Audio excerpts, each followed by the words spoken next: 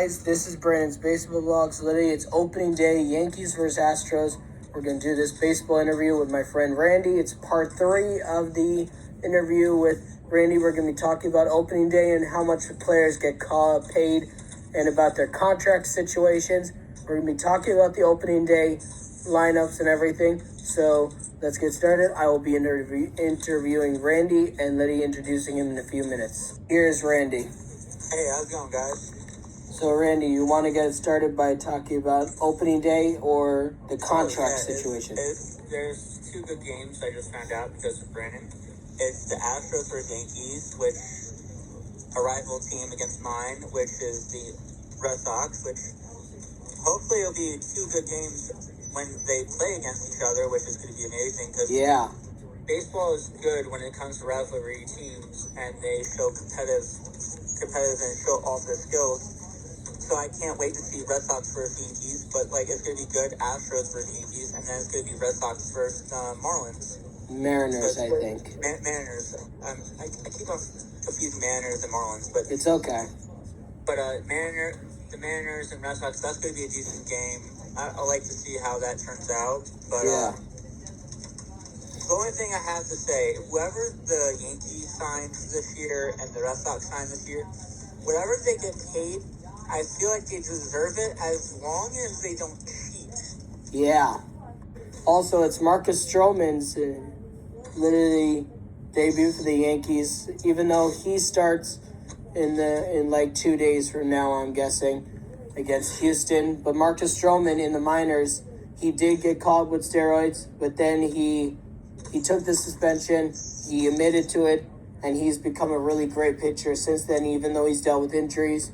But he's still a great pitcher, even though at first he said, I don't want to play for the Yankees, and now he is a Yankee. I'm like, you shouldn't make that comment if you don't want to play with them, and now you are with them.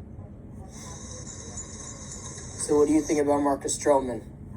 I feel like that comment was a little harsh because if you look at it, we were just talking about it earlier, the Yankees have the most World Series wins in the franchise. Yeah. So you're playing with a decorated team that has many wins, the most wins in the franchise history of baseball history. Yeah. And now you're playing for the Yankees, so I hope he takes that comment back and bites him in the butt and show off yes, I'm a Yankee finally, and then finally show off what he can do. Yeah. And now today is Juan Soto's debut as a New York Yankee. He's batting second, and Aaron Judge is batting third.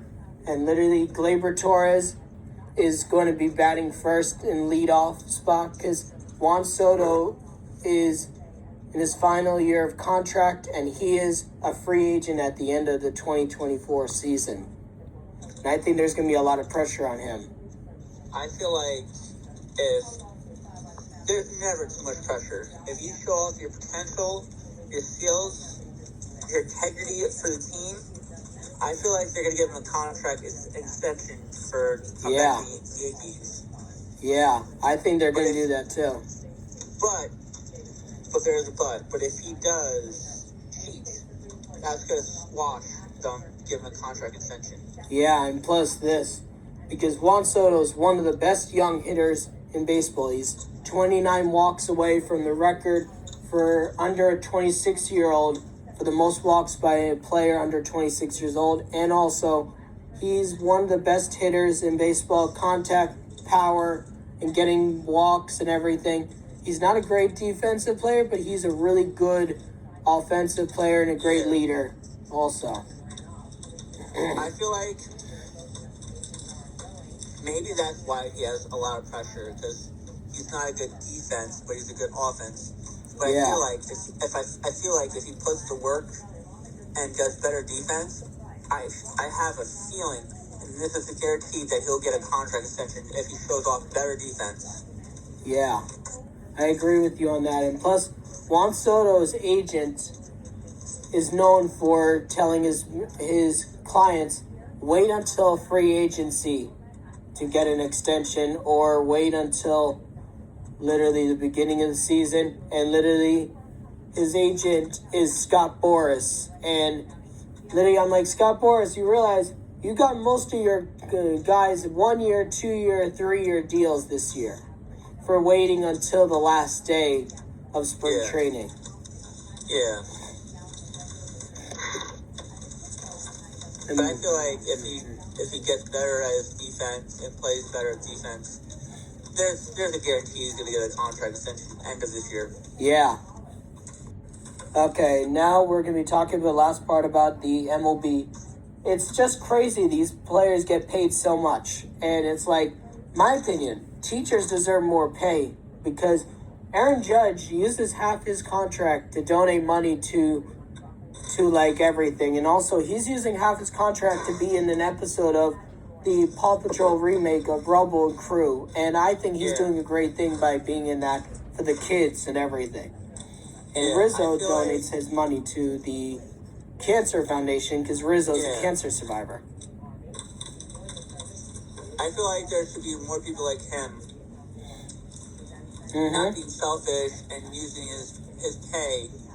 Because I understand you have to pay bills, you have to put food on your table, you have to pay your rent, you have to pay your electric, you have to pay your water, you gotta pay for heat. Because like New York, it gets really cold in the winter, it gets really rugged in the winter, and then also if like storms, if you have a house where you could put like a generator so you can have power in your house when there's a power outage. Like I understand that. Yeah. But at least sacrifice a little bit of your money to help others in need. Because if you look at it, if you don't understand, schooling is very important. Your education is very important. And if you don't have a good education, of course you're not going to make it in life.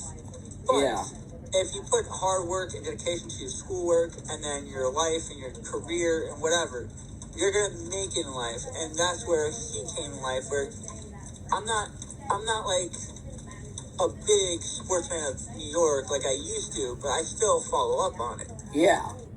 And if you look at it, he's doing a lot more than any player in sports history, giving his own earned money from his own pay and giving it back to the community.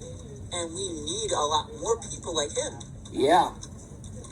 And now here's the last part for this interview, which is part 3, which is all about opening day, which is today. The Yankee lineup hasn't been released yet, but I know Juan Soto's batting second, Judge is batting third, Glaber is batting first in the leadoff spot. So what do you think? I feel like it's a good lineup. I feel like they're all going to show their potential. They're going to show what they can do because, hey, we're New York. We have to do something with this city. So we have to do something. I mean, it's been a long time since New York had a championship brought back. Yeah. The Great Apple. So it would be nice to see the Great Apple have a championship back, because the last New York team that made it to the World Series was the 2015 Mets, and they squandered it and lost to the Kansas City Royals. I remember that. So I feel like if it's not the Mets, I have to put my money on the Yankees. Thank you guys for coming on, and you guys, I'm going to do a part 4 real quick with my friend Randy to talk about the Wander Franco situation that just came out. And I'm going to introduce him to thank him for being on this and doing this part 3. And then we're going to do the quick part 4 of the interview, which is about Wander Franco. Go Yankees and go Astros. And here's Randy. I want to thank you for coming on for part 3. And then we're going to do part 4 next soon. It's a pleasure to be on here. Thank you.